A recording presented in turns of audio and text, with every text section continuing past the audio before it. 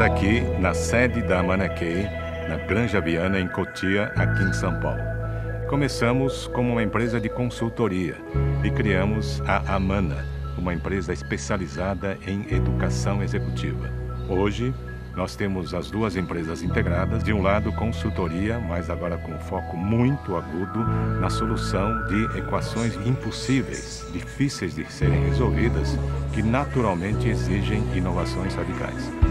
Por outro lado, na área de educação executiva, temos focado nossa atenção na formação de líderes, para hoje e para as demandas que estão em contínua mutação.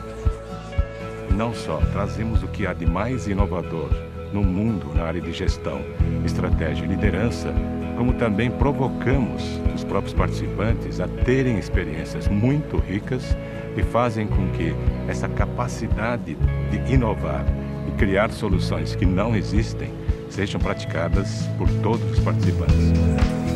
Oscar Notomura, uma das pessoas mais respeitadas no mundo de formação do ser humano, a emancipação humana é seu foco, para o proveito no âmbito corporativo, mas principalmente para que a pessoa encontre a melhor forma de explorar a vida que está à sua disposição. Temas relevantes para essa época, para esse tempo, Oscar: a liderança, a consciência, o resgate dos valores, a sua impressão sobre esse tempo que estamos vivendo. Eu costumo dizer que talvez, se a gente pensa no país e no mundo, o resgate de valores e da ética talvez seja a prioridade número 1, número 2, número 3. Eu brinco um pouco, com as figuras, porque na medida em que a gente consiga ter uma sociedade absolutamente ética, tudo se arruma quase que espontaneamente, até a economia. E na verdade, a premissa é de que sem ética não é possível otimizar a economia. Por isso que eu tenho provocado, às vezes, eu digo, onde é que isso está sendo conversado no governo? E outro dia eu dei uma entrevista para a TV Senado e disse, eu acho que deveria estar no Ministério da Fazenda, porque tem tudo a ver com a economia, Então, esse é um tema extremamente relevante. Você falou sobre nível de consciência, sim, já isso ocorre dentro da pessoa, mas acontece, nível de consciência também significa eu estar consciente desse todo maior dentro do qual nós vivemos. O que é o mundo, mas o que é a vida? O mundo está dentro da vida no seu contexto maior. Então, essa compreensão dessas questões... Quase que um ecossistema. Exatamente. E eu gosto dessa ideia da visão sistêmica da vida, como Fritjof Capra coloca bem no livro dele. E aí a gente olha e passa a ter uma compreensão mais profunda da vida, e isso naturalmente leva a um posicionamento nosso dentro desse contexto maior da vida, não só da empresa, mas a empresa está dentro do contexto maior da vida. Quer dizer, o resgate desses temas, Oscar, eles refletem para uma vida melhor. Naturalmente, me parece que isso transborda para render melhor onde quer que a pessoa esteja, seja no papel de membro de uma família, da sociedade, executivo, trabalhador, empreendedor. Em diversos papéis, parece que esses aspectos são relevantes, é isso? É isso mesmo. Por isso que eu digo que tem algumas coisas que a gente pode considerar. Por exemplo, a gente fala de gestão, estratégia e liderança. O que está na essência da gestão? Então, essas coisas essenciais, fundamentais, Por exemplo, qual é o propósito da minha organização? Qual é o propósito da minha vida? O que dá sentido à minha vida? O que dá sentido a tudo aquilo que a gente faz na organização?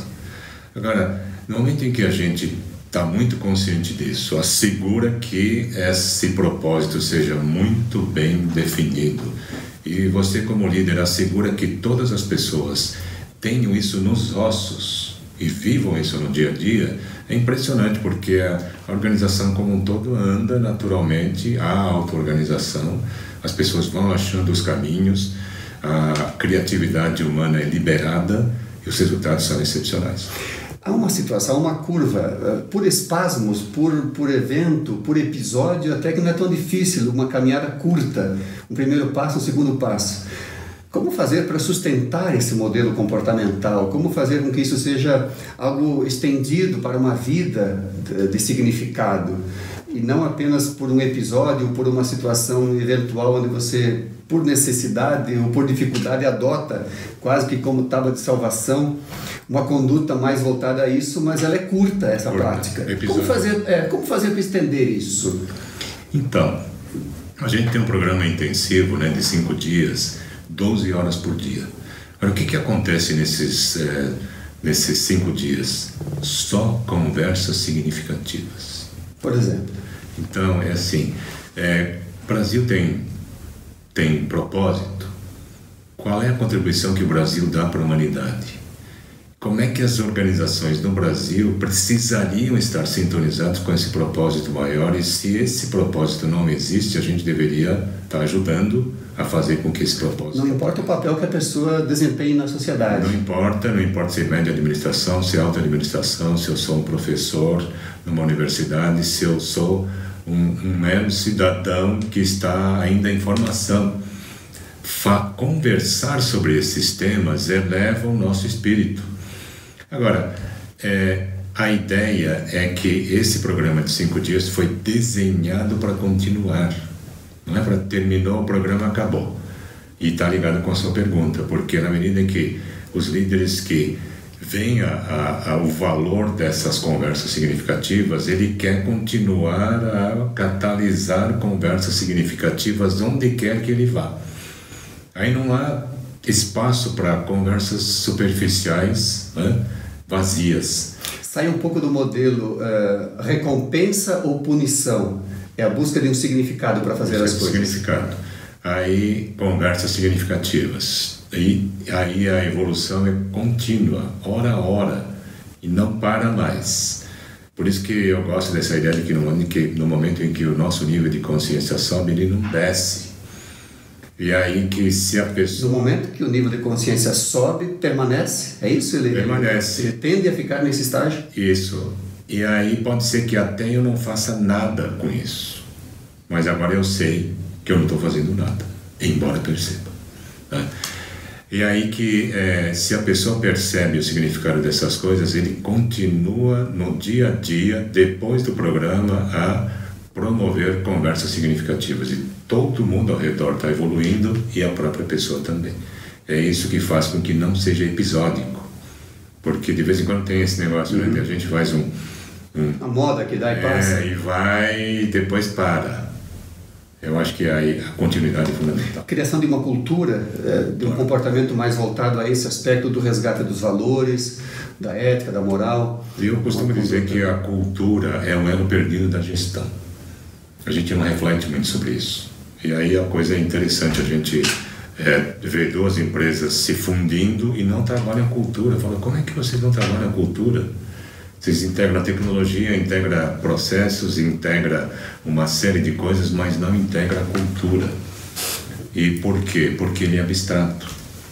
Então, na verdade, se a gente for pensar um pouco, as coisas mais essenciais que nós temos na vida, na organização também, no país, são coisas abstratas como os valores, a ética, né?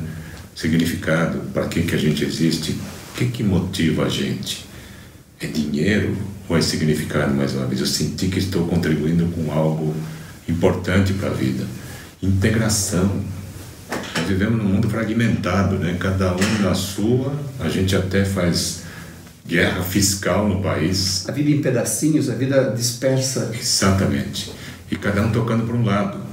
Agora, eu fico imaginando o que aconteceria no Brasil se o Brasil conseguisse sair dessa fragmentação e a gente se integrasse totalmente. Estados com regiões com talentos e recursos diferentes que se unem, se complementam e trabalham num grande mutirão. Só para fechar, olhando para dentro, ou seja, o ser humano na sua introspecção, o que desafia o ser humano na sua introspecção, na sua visão? Quais são os principais dilemas individuais hoje a serem superados? E numa mesma moeda, olhando para fora, como fazer essa leitura mais apropriada, mais apurada, não mais precisa, que é muito difícil uma precisão nesse caso, mas olhando para fora e olhando para dentro das pessoas. Que cenários nós temos? Então, a ideia é que se a gente olha um pouco o que está acontecendo, né, as pessoas estão perdendo a perspectiva desse todo maior. O que é a vida, afinal? Né? E o que significam todos esses conflitos que a gente vê no exterior, entre países, guerras, imigrantes, esses dilemas todos, a guerra comercial? Olhar isso por uma perspectiva de um líder significa tentar entender por que essa dinâmica ocorre, por que há altos e baixos, né? E aí a gente vê que faltam valores, falta consciência. E na medida que eu tenho líderes superficiais que por alguma circunstância estranha da democracia assume a liderança do país, a gente vê o estrago que uma pessoa despreparada faz. Mas tudo isso é aprendizagem, né? Porque eu falo, caramba, eu acho que nunca vou querer fazer um negócio desse. Mas essa é a primeira parte, eu brinco um pouco, né? Mas normalmente se nós temos senso crítico, de vez em quando você fala, peraí, será que eu já faço? De vez em quando estou alterado? E aí que essa auto-percepção e auto-reflexão que me faz evoluir. Mas a ideia interna e externa é se posicionar em relação a algo maior do que as coisas operacionais do dia a dia. Do mundinho de cada um. Isso, sair desse mundinho e a gente se posicionar na vida. Eu costumo dizer que só nos momentos finais da vida que muitas pessoas parece que ficam conscientes das coisas que são realmente as maiores prioridades da vida. Você não fica chateado porque o meu bônus foi menor que o seu, sabe? Essas coisinhas do dia a dia que aborrecem. Nos momentos finais da vida você não quer isso, você quer as pessoas que você ama mais ao seu redor e tal, né? Agora, se a gente consegue ter esse nível de consciência que parece que só aparece no final da vida, antes, muito antes, a gente começa a viver cada dia de um jeito impressionantemente valioso, né? Nesse sentido, agora assim, para fechar, dizem que tem 2 grandes momentos na vida de cada pessoa. O momento que ela nasce e o segundo momento é quando ela descobre por que nasceu. Uhum. Isso é verdade? A sua ótica, a sua visão sobre isso? O que fazer para descobrir por que nasceu, afinal? Essa é a jornada da vida de todos nós, né? Algumas pessoas estão conscientes disso. Nós estamos aqui, mas uma coisa super importante é viver cada dia conscientemente, sabendo por que está aqui. Isso não vem por acaso, né? É como se a gente precisasse valorizar essa questão essencial. A gente entra no piloto automático, quer um emprego, quer um trabalho, quer isso, quer aquilo. E às vezes nós estamos vivendo absolutamente no ego.